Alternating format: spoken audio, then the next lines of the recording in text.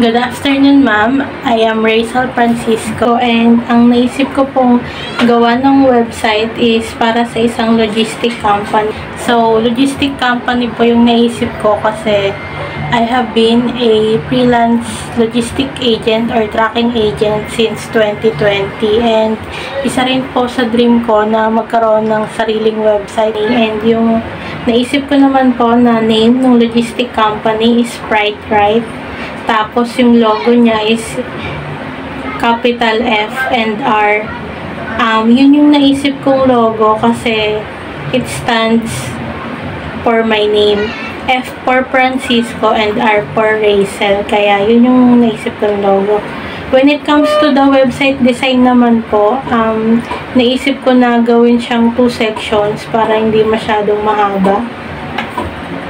Sa section na yun, this section is divided into 2 lang, yung header and then yung hero section or yung banner.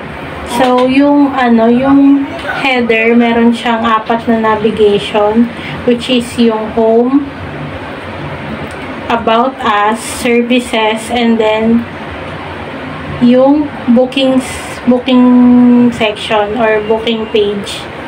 Tapos, sa naman, sa homepage, nandun yung parang simple na catchy or yung headline na mag-attract sa customers. Tapos, yung picture, ganun. And then, sa about us page, andun yung tungkol sa Sprite, kung paano siya na-establish, or paano siya nag-umpisa, yung background. Simply about dun sa background yung Sprite. Then, sa services, andun lahat yung tungkol sa mga services na ino-offer namin.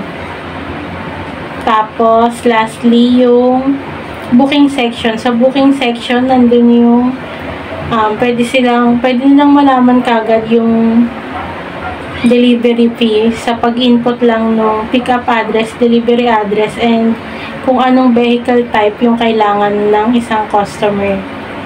And then, from then, pwede na nilang i-book kung okay sa kanila yung delivery fee. And that's all po.